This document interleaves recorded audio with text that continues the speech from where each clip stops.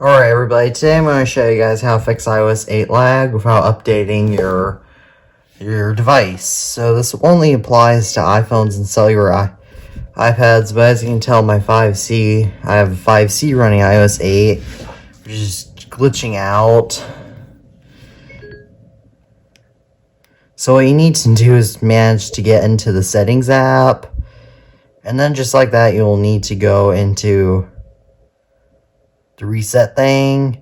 And then what you need for this is you'll need to grab a phone box of some sort, or else, and then you need to go find a SIM ejector tool, which is what most phones should come with inside their boxes.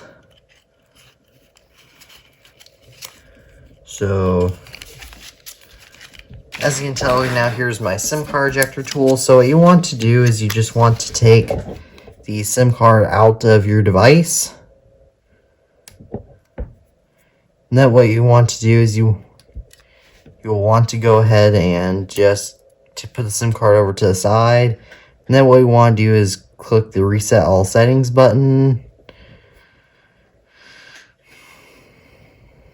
And it should start resetting. And then as you can tell, you will get this screen right here. So I'll be back to you once this is done. As you can tell, it took me about a couple minutes. So what you can do now is as you can tell, all your settings will be reset to default, including your wallpaper.